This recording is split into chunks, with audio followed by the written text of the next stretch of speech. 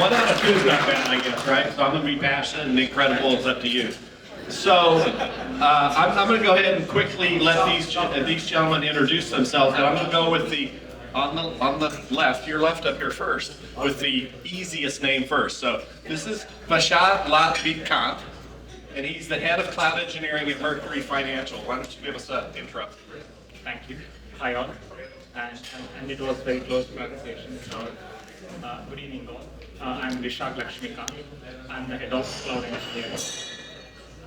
Yeah, I think you just got to be close. I'm audible now? Yeah. It's better. So, to begin with again, good evening all. I'm Vishak Lakshmikant. I'm the head of cloud engineering at Mercury Financial. And just a bit of Mercury Financial is a fintech company. It's a purpose-driven company with using cloud-native technologies to drive and deliver better credit for customers. And a bit of myself is I have close to a decade of experience in engineering, cloud engineering in particular, cybersecurity, architecture, solution architect, system administration, web engineering, and so forth. So in short, it's just a complete organization's technology full stack. And during my off time, I think I was just talking to my friend Brian. I always love skydiving, and anything and everything outdoor is what I always prefer and try to explore more about it.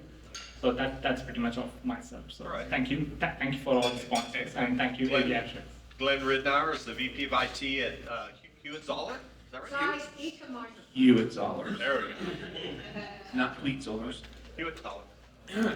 Right, so I'm just going to dive right in and shamelessly date myself. I started in the AC industry in 1984, one of the major companies in this city. In civil engineering consulting, we worked with a Harris 500, a wonderful 24-bit machine, which is the only time I've ever used octal in my whole life. Yeah, octal. And we had punch cards. So that was very cool. The very first time I actually worked on the hydraulic model of the Elm Fork of the Trinity River, which flows through here, was actually delivered to us by the Corps of Engineers on punch cards. So in '92, I went to another company called Hewitt-Zoller, started full-time, just doing IT there, was no longer a civil engineer. And been there, since '92, so 32 years. The company's 50 years old, I've been there 32 of them. We had a VAC 751, we had a PDP 10, which was when we were running accounting on, and they didn't trust the IT department, so they wouldn't even let us back it up until I got there, so that was very interesting. So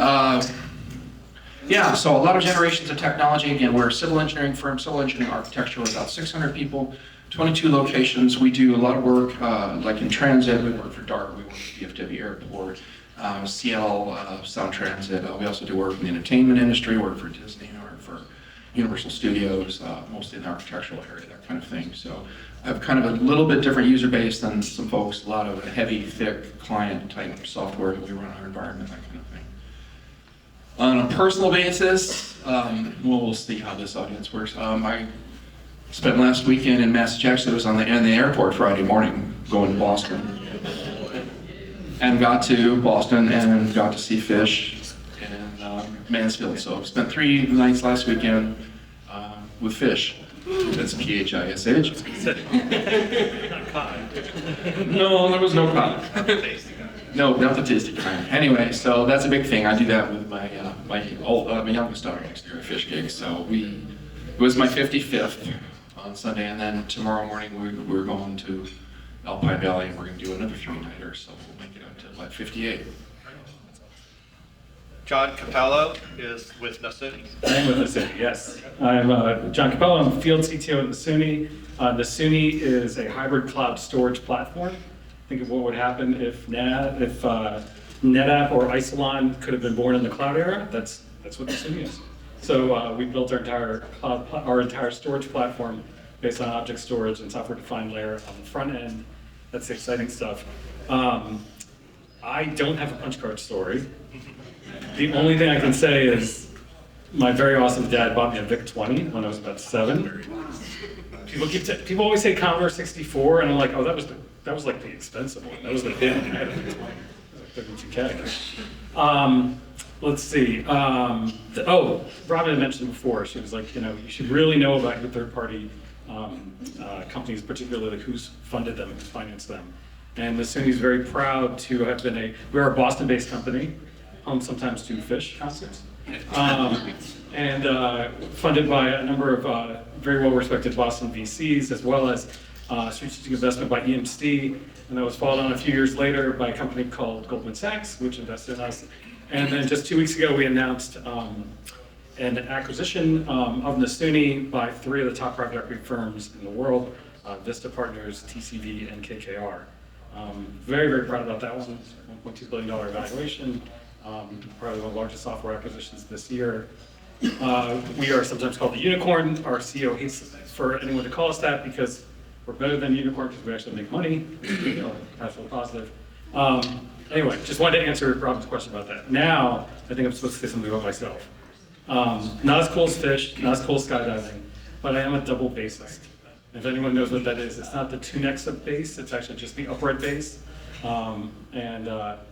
Last night I actually had a gig that got canceled at the last minute, and thankfully I had a much easier way of getting down here because of that. So anyway, I'll pass it over to Brian. Brian Ashley at Aviatrix. Thank you. First of all, thanks for having me. My name is Brian Ashley. I run product marketing for Aviatrix, but we brought along a customer with us, so he will be able to provide any honesty that the marketing guy may sell. But if you haven't heard of Aviatrix, we are a multi-cloud network and security platform. Easiest way to think about us is if you pretend Google, Microsoft, and AWS all got together and said, you know what, we're actually going to build a consistent, unified networking solution and security solution for all of our enterprise customers. I know, wouldn't that be amazing? Yeah, that's what we try to do. So we provide a lot of extensibility and optionality for enterprise customers, predominantly for the Global 5000. I did not know I was supposed to have a personal fact. You don't know any, or what? What's that? You don't know any, or what? Yeah, I know. I should make that up. I already got embarrassed once as we were chatting on what do we like to do for fun, and I said working, and he said skydiving. Yeah. The only thing I got, this was many years ago, I'll say, instead of dating myself, and probably 40 pounds ago, I once played for the U.S. men's national team for soccer. Yes. That's all I got. That's kind of a mic drop. Wow, that sounds good. And I just start real quick. My name is Pat Benoit, and I'm currently transitioning, but most recently was global CISO at Brinks, and I led GRC and the BISO program at CBRE. I've been at Dell, I've been at Experian, I've kind of been around the block a little bit here. I'm an adrenaline junkie, so yeah, I've done the skydiving, I do the racing, I do the martial arts, I do scuba diving, all that. But since y'all went there, my first program ever written, I was in the controller's office of the 1st Cavalry Division, and I wrote the command operating budget using Adam Green's DBase 1. And because there were no such thing as print drivers in DBase, guess what I had to do? I ported it to Lotus 123 so I could print it out.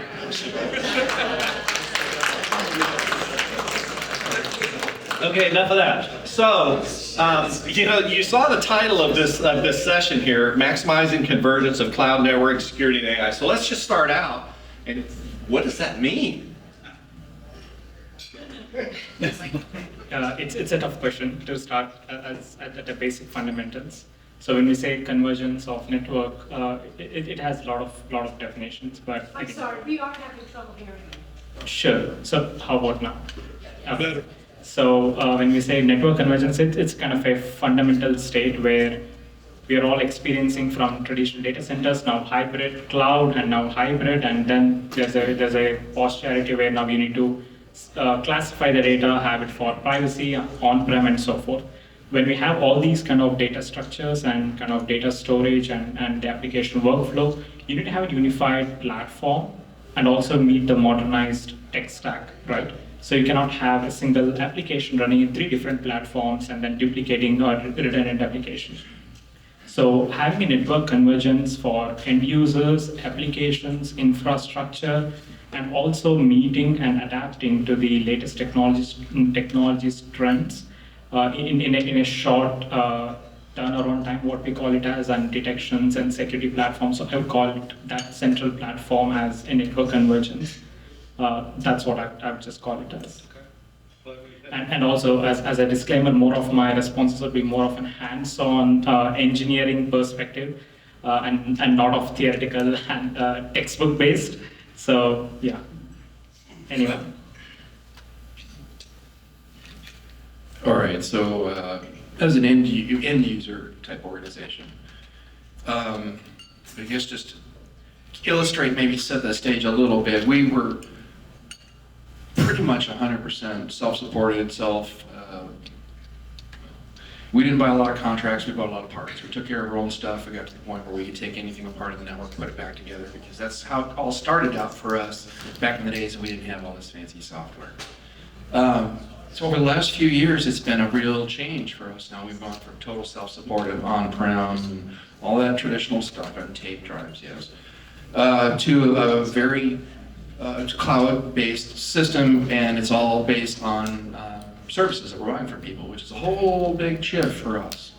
So one of the things we had to figure out right away was, who do you trust?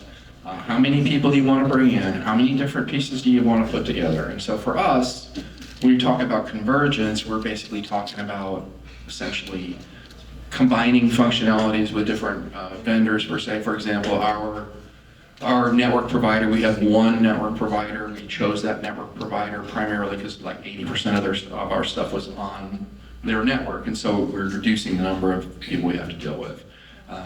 They also provide our security services. They also provide, that's a VSOC they do for us. And to me, that was a very natural thing, and I'm only dealing with one organization. We're doing SD-WAN, we're doing SASE, and so these guys have a direct connection to the guys who are doing SASE. It's a lot easier for them to get things done than it is for me.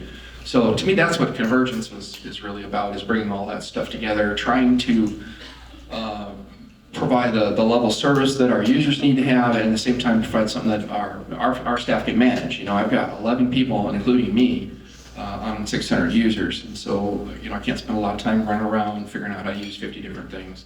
It really helps for us. Our storage is all under one vendor, it's all in one place, our network's all in one place. The security is from that same outfit, and that's really, to me, what it's talking about, is simplification. The simpler it is, the better we're going to be able to manage it, and the safer we're going to be. And I would just add to that, because I think part of the question is around AI as well. And it just feels like obligatory as vendors, we have to always just mention AI, no matter what we say, what space we're in. You get paid by the... I do, yeah. Yeah, AI. So I think I should start. Too many people here keeping track of me. So just to talk about that aspect a little bit. Certainly there's an enthusiasm right now across all different parts of our collective industries around what AI can do. And I think a lot of previous technologies have now kind of come under the AI umbrella. But from what I see, both on the storage side and somewhat tangentially on the network side, it's about insights, it's about pattern recognition. Some of it ends up being about some amount of automation, some of it ends up being about some amount of control that shifts. I think we should talk about that, because I think there's a lot we should be aware of when it comes to that. But I would say just overall, there's a general shift across lots of sectors, storage being one of them, which is to provide some enhanced or special set of insights using other machine learning models and other models that you can apply to daily tasks. So I think part of the question was, there's convergence. I think that's been happening for a while now, especially the shift from data center to the cloud. But I think on top of that now becomes this kind of enticing move to actually apply some other level of more sophisticated automation. And I think we kind of collectively describe that as AI at this point. You've had some really good answers so far. I guess 2 comments from me. I like to think of solving some of these problems as sort of people, process, and tools. And I think everyone has all talked about sort of a lot of the tools and the technology aspect. But I think the one angle of the convergence is what were once disparate teams really coming together more. And that's not easy. That's friction laden, especially with networking teams and security teams who have at times been at odds with each other. So that's super interesting to me from a convergence standpoint. The other, as sort of a techie junkie who's been doing this for a while, like I remember the first time I heard, or somebody mentioned before, self-healing networks and intent-based networking. I was like, oh, we're done. That's the answer, right? And I had the same response when I first heard about network access control and user behavior analytics. I was like, security solved, probably, But anyone who's ever tried to do that has realized the shortcomings there, right? And so I think for the first time, having the ability to look at convergence in a real way, look at software-defined networking in a real way, look at how realistically, not just to use AI as a marketing term, but how do we reasonably start to integrate those kind of tool sets in here? We've got a real chance at solving some of these problems and delivering on some of the solutions that were supposed to be the cure-all back in the day. Yeah, all of y'all talked about different aspects: operational convergence, technology convergence, storage, cloud, so forth. But what does that really mean in terms of, is there a seamlessness that's going to occur? Are you, John, are you talking purely about analytics? Are you talking purely about automation? Where does that go? Brian, you want to? Yeah, I mean, that's the North Star, right? That's the fantasy. That's what we hope that where all of this is going. I mean, I think, the reality is, look at every enterprise organization that we talk to today, everybody's got an AI plan, right? But getting there is a whole nother story. I think the same thing is true with a lot of the initiatives that are going on with, be it networking, be it security, be it the convergence of those two. Again, I don't want to be a dead horse up here, but people, process, and tools, right? I mean, getting there in a real sustainable way. We've had plenty of starts and stops with cool tools in the past. Figuring out how to get there, that's the trick. I think it's a really good point about the people point. I think there's something that's happened over the last 10 or 15 years that is probably going to persist for a while, which is that the rate at which we have to think about different skill sets consolidating, different than which skill sets will consolidate, but the rate at which different skill sets will consolidate is going to be faster than it was probably 15 or 20 years ago. So let me say what I mean by that as an example. So in the development world, 20 years ago, if you graduated from a CS program, you decided to become a developer somewhere, you were like a back-end developer, you were a database developer, you were a systems developer, you were a front-end developer. No one liked the front-end developers, but they were actually really, really good at things. And then at some point, a bunch of different platforms came out, and all the front-end developers were like, hey, I can do back-end stuff too. All the back-end guys were like, no, you're just a front-end developer. And then the front developers and the back-end were starting to show up the back-end developers. And all of a sudden, we started to collapse the stack. And then you became like the full-stack developer. And then those people got paid a ton of money to do just about anything they wanted to do. And I think that has started to happen in IT as well. I think Gardner was calling it like type 1 to type 2 was one of the ways of thinking about it, from the old ways of like, traditional operations to more of a DevOps role. But I think now we're kind of in we've had enough time inside of that space where I think it's going to be true that in the next 3 years, the stack is going to change again. We should all just be prepared for that. I think that part of what convergence is really just kind of like getting used to the fact that things are going to come together and then they're going to separate apart, but in a different place that we don't know about, and they're going to come together again. But it's going to happen in more rapid cycles, I think.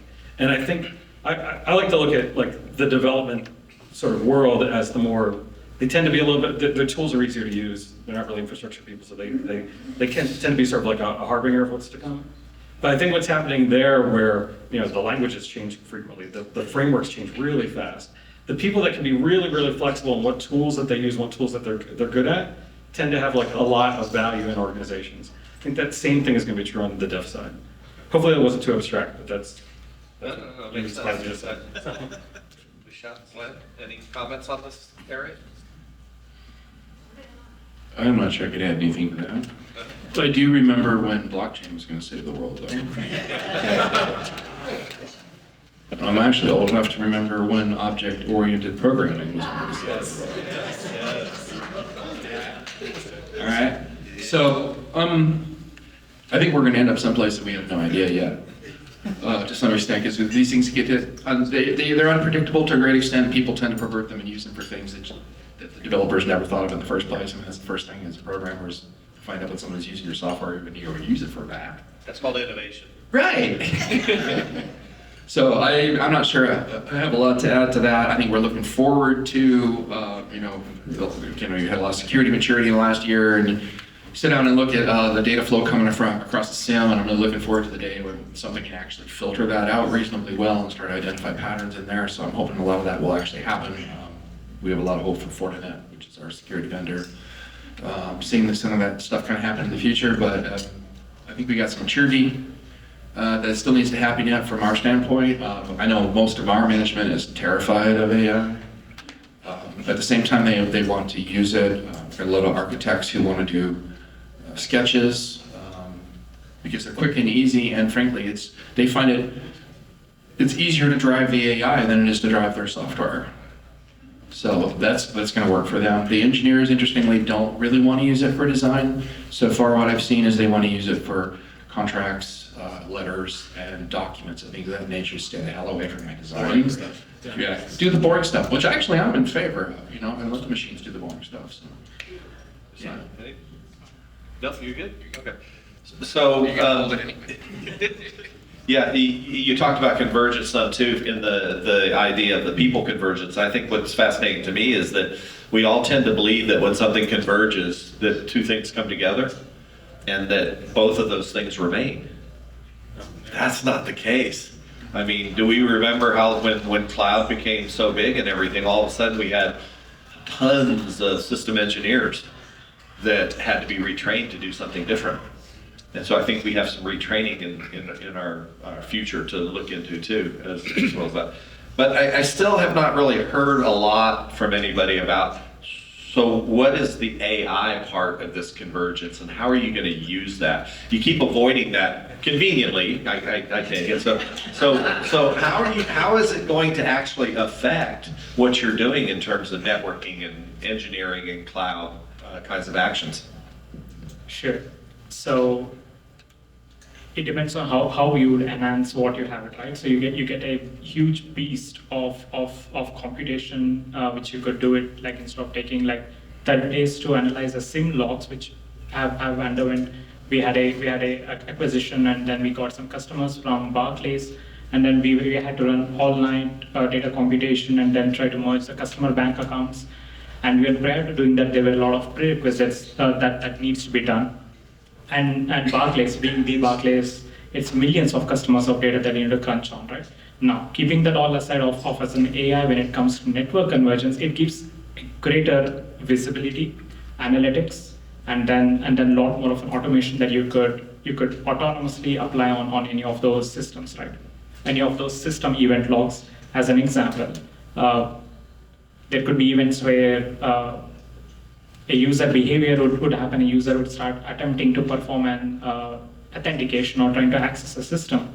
In the past, it was all programmatic static rules that a user is trying to access from user A to a system B, so it tried to apply these kind of rule sets, but now it tries to get more of device context and user behavioral context from past 30, 60, 90 days, depending on the policy set, what is the location, and all those behavioral patterns, and then makes its decision and applies a risk scoring. And risk scoring, and in the past panel, all these CISOs, they were emphasizing more on risk scoring.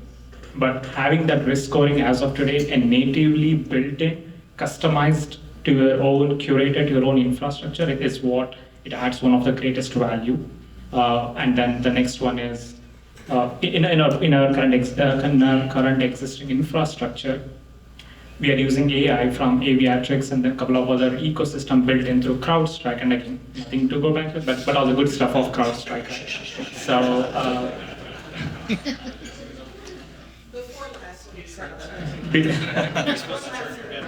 It's like CrowdStrike. Right. So we use AI's built-in module to detect the most optimum path try to have anomaly detections. And yes, this is still a learning curve for when you implement any of the AIs and from any industry peers. This is one of the common statement. We get a lot of false positives, and then it's so tremendous amount of time required to fine tune it. Yes, it is, but also it depends on how you have implemented the AI within your network stack, right? If you have integrated a built-in AI solution provided by a vendor, yes, it's already been fine-tuned from numerous customer stack. While you build your own through AWS or any of those SageMakers, you build your own custom AI module. It requires a lot of fine-tuning to make sure that the false positives are reduced and so forth. And also AI, when we say network convergence, yes, a lot of anomaly detections and automated threat responses and remediation is one of the greatest aspects. Usually in the past, right before in 2018 and 2019, when I implemented a SOC and NOC infrastructure with a partnering with our CIO, we had to have around like 12 people round the clock follow the Sun model and so forth. But now having that ecosystem of AI, it detects risk scoring, we're avoiding predefined policy sets, risk scoring, and also user behavior analytics and so forth. It automatically applies a routing path. It traverses a path to a sandbox. It detects, okay, if it is malicious or not, then it reverts back and adds. And Aviatrix has been the greatest addition as well, and I try to bring up because that's one of the greatest addition stack that I've ever implemented in our organization. Dynamically applies a gateway, dynamically changes the route pattern based on the behavioral analytics through SIM, Splunk, and a couple of other brings in more of the AI, ITSI platforms and modules. So all of these, it adds greater value of it. And now DevSecOps is in the past, DevOps was usually called as DevOps, but now there's a new meaning given as a DevSecOps, which are true automation, implementing this AI and giving it more meaning to what AI can do to the infrastructure, right? And also AI ops tool sets coming into the play, which goes back to the previous statement, is already built in, fine-tuned, and it understands the device context and adds more value to it. And also when integrating between, like, let's say we tend to have Equinix, like one of our WAN solutions. It's already fine-tuned by any of our vendors, and Splunk, it detects you are integrating with a GCP or integrated AWS. This is how the infrastructure behaves, and the pattern should not come. And a network hop, you're trying to add more network hops. Why don't you try this network hop and gives us a visualization pattern as well by sending a lot of ping signals, which would never be possible unless you hire the most extreme network engineer to build an optimized path. So the possibilities are numerous, and this goes back to also previous statement is every day the AI is nothing more than it's just a machine trying to learn from you or trying to learn from that engineer. It cannot do anything magical, right? The machine learning models. So the more you train it, and what that means is the more you research, more you innovate through that platform, that's what it learns, and that's what it tries to build.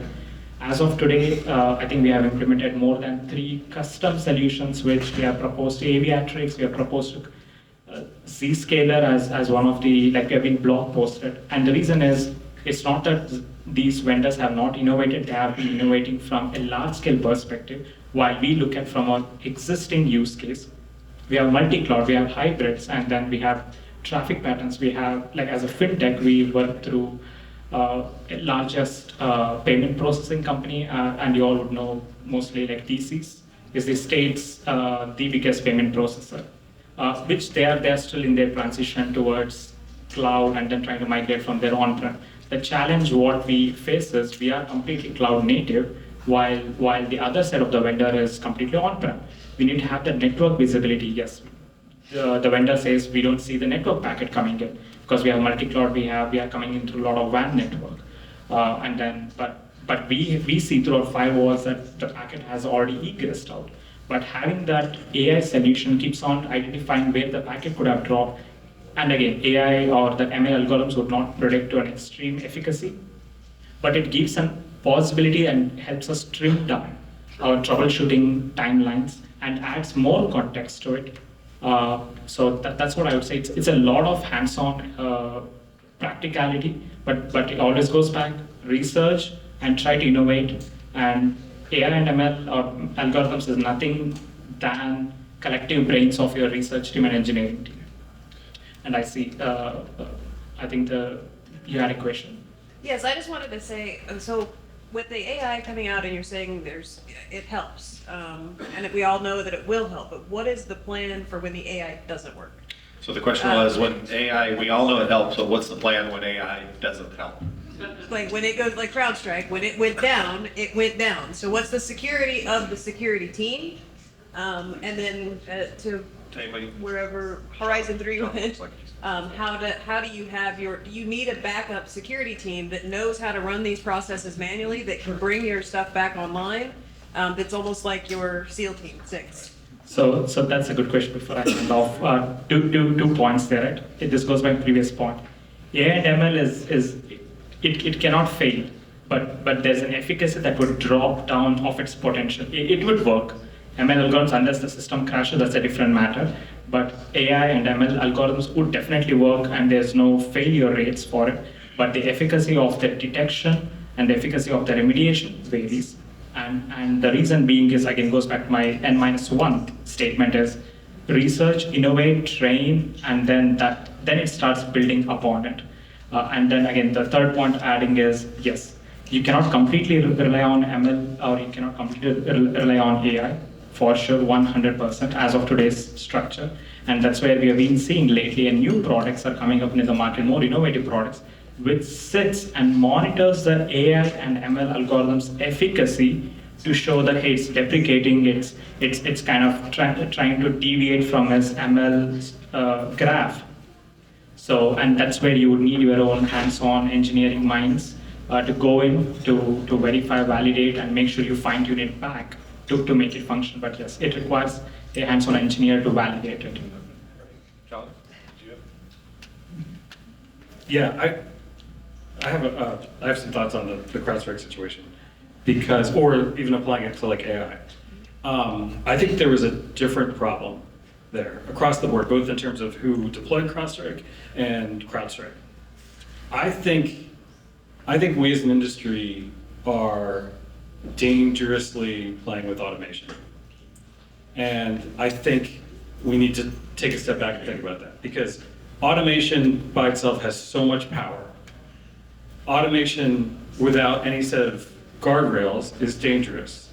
Automation in the hands of something else that we're not controlling, that then has control over that, is like insane. And I feel like Skynet. It's like Skynet. I mean, you know.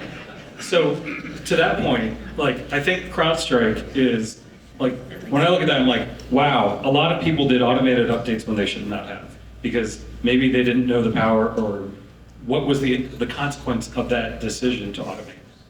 I think in the context of AI is just the accelerant on top of that. So I would rather solve the underlying problem first, which is like, you know, just really ask yourself, like, what is the power of this automation? And it can be across the board. Again, it's from both, you know, from the operator side as well as on the software side as well. On the software side, it sounds like maybe they either didn't have enough of it, or they skipped some processes in place. Certainly, if you're going to allow anyone in sort of your kernel space, you should have some kind of automated process to validate that before that goes out. Right? We're looking at you, Microsoft. So, like, there's a power to, you know, these technologies, and I think automation is the one we should be thinking about. In the context of AI, it can be really bad. When you know there's a truism that automation works 100% of the time until you introduce a new variable. Anything, Glenn, Brian? Yeah, so I'll just add a small note. First of all, I love that you're asking the question. We've seen this movie before. Granted, it's new tech, but the internet was Skynet when it first came out. We've been terrified of these kinds of things forever. And there's as much bad as there is good, all of that. But we have a tendency, the royal we here, have a tendency to get comfortable with something and then put all our dependency on it. I mean, when cloud first started, we put, the CSPs said, come to us, we're huge, we never fail, and we bought them. And then there were massive failures, and everybody went, oh shit, I need to be in at least another cloud. right? Well, guess what? Those guys fail too, right? This always happens. The key is you gotta assume that it's gonna break, right? You have to have a plan for what that's going to look like.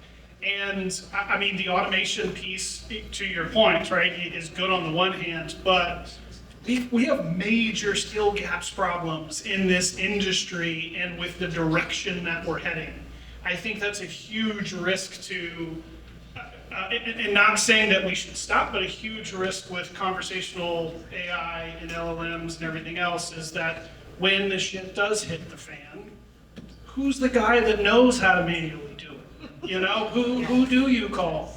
And unfortunately, I think we're losing a little bit of that. And so that's one, asking the questions, two, not, you know, look, all of us are here, every single one of us, with war scars for where we screwed up or where we made a mistake and thought something was going to work and didn't.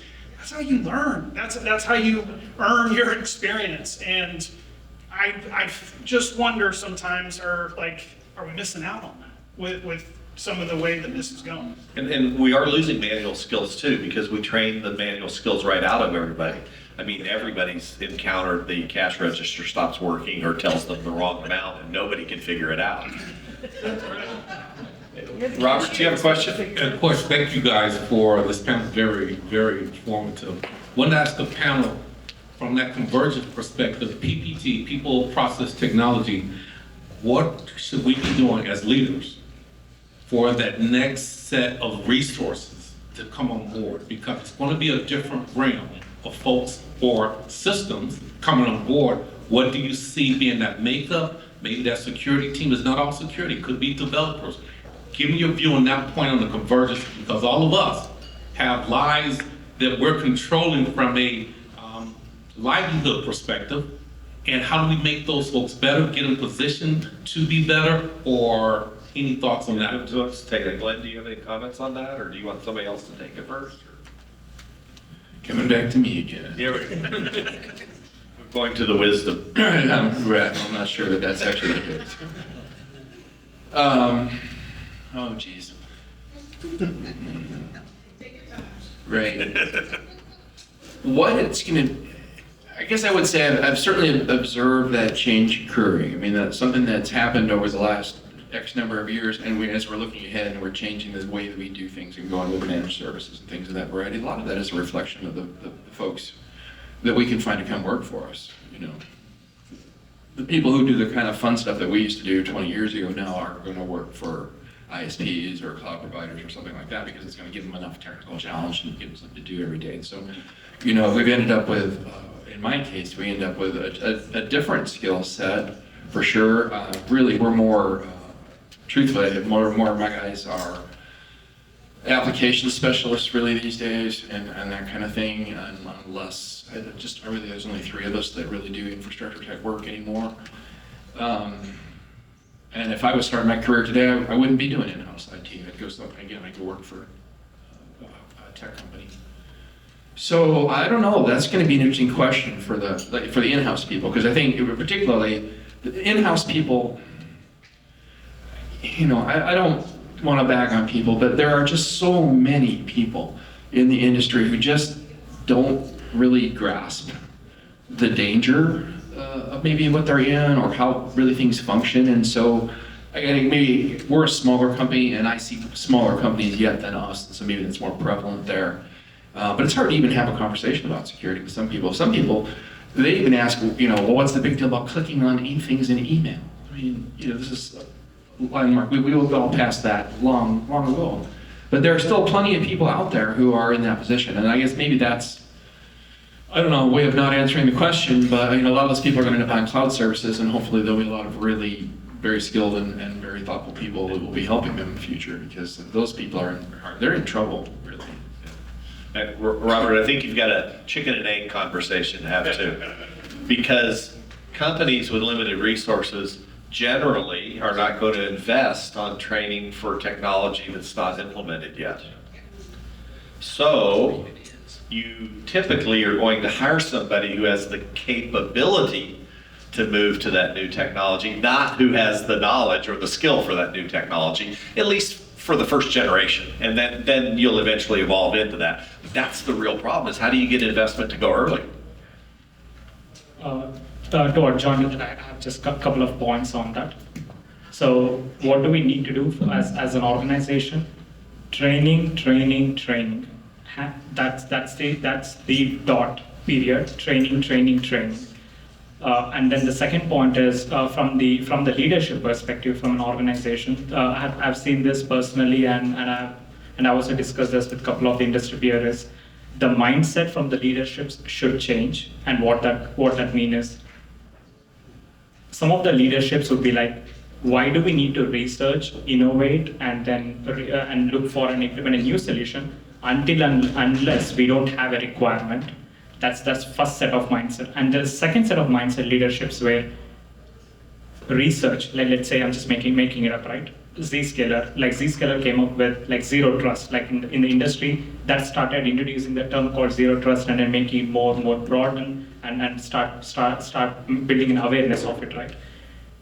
If the leaderships think that, hey, we already have traditional VPN, it's running well, so why do we need to innovate? Why do we need to invest time and so forth, right? But there's a second set of leaderships that like, yes, seems like there is a new brand, new trend, new technology innovation, zero trust. Let's train them, let's certify them, let's start implementing those kind of stuff, and let's not stick with what we have, right?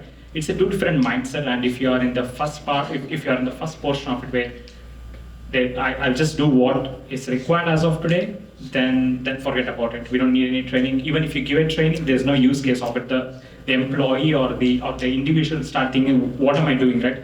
Individual cannot just complete a training and then go back home and then build something at home, right? Instead, you need to provide from that mindset. Is go build it. If you find, it's like making up like Microsoft. Tomorrow there's another new solution coming up. Just start migrating to a new Microsoft version 2, and let's not inhibit ourselves. Sure. That's a huge gap and experience that I have seen, and I just want to share because most of us are all leadership here. Sorry, there's a question. Audience questions. Okay. I want to ask a quick question or just make a comment. I think that one thing we've gotten away from in all these years is cross-training and also instilling that curiosity, not just new technologies coming, but technologies that build our business. And when you're supporting the business, that becomes more and more important. And, it's all the rage, the reskilling, which is a huge part of it. But as technologists, all of you guys know, and girls, that you've got to be excited about what you're going to get to work on. And rebuilding some of that curiosity within our teams and setting some guidelines to grow into those technologies is where we have to go as a society, or we're never going to have enough people to do the work that has to be done. This is a great point. I just want to add on to that as well. Again, this is speaking from my experiences. As an organization, as a leadership, you need to demonstrate, you need to showcase what they are actually working for. I'll just take up my example, right? We are a fintech, we issue credit cards, we help customers build their credit, and then we have been doing well, and that's our mission. And what drives me every day is I completely interact. When I say interact, is not with customers, but I see the database, I see the customers' reviews, I see the customer behavior, call complaints, call centers, and again, as a head of engineering or cloud engineering, I don't have to. But that's the openness that we have, and that's the culture that we have built in. And when I see that tomorrow, that gives me a pride or proud, and also that gives me thinking that now customer is facing an issue. That means I'm doing something wrong. If customer mobile app is working so seamlessly, I feel so proud that my work has delivered, and I'm seeing a reflection. Likewise, try to build more metrics and then try to demonstrate those metrics to everyone. So people who work on it, they know their work is being translated to something else in the real world. Then down to Ryan or John. Can you take Yeah. another audience question? Hi, Cynthia Dixon with PepsiCo. I just want to double down on what you said, because as technologists, we're here for the business. So you have to stay close to the business. You need to understand the voice of the customer and how do you implement solutions to support it. So that's extremely important. We've talked about a lot of great things, but I think that's really important because sometimes we build things and they don't use it. But when you build it, because you understood what they needed, and it gave them value, people get pride in that too. So that helps your team, it helps you, it helps the business want to continue to invest in you, because they trust you. So I just wanted to double down on what you said. Brian, were you gonna? Yeah, well, now I don't know which one to comment to. Yeah, I want to comment we to didn't both. finish the thought. Jump on it. Yeah, I wanted to, so first of all, I love that you said curiosity. One of the greatest lessons that I got in my career, and I got it very, very early, was I'm one of those guys, I started on the help desk, right? And I grew from there. And I remember the first time that I had to do some troubleshooting activity and run my first Wireshark.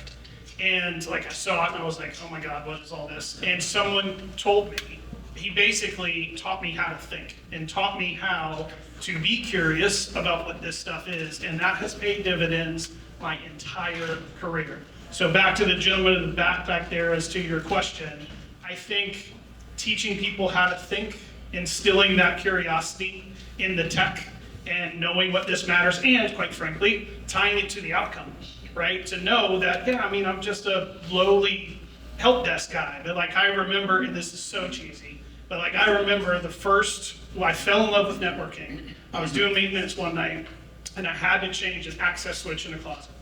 And I didn't know anything. And the network administrator basically said, write down and label every port and what it went into, unplug it, and plug it back into the same port. But I had this epiphany where I looked out on that floor, and it was executives in the corner, and it was sales over here and finance over here. No idea what they did. But if I plugged the wrong cable back into the wrong port, that guy couldn't do his job. And I was like, oh my God, this is magic, you know? And that's where I fell in love with it. But I think it was that connection that made me realize, oh man, this matters. Like, this isn't just networking, nerdy stuff. I mean, yeah, it is, and I love that. But it also has a business impact across the entire organization. So, trying to cover everybody here. Love the curiosity. If we can instill that in people, I think that, speaking for myself, that has made my career. That has driven my career my whole life. And if we can instill that in just a few people,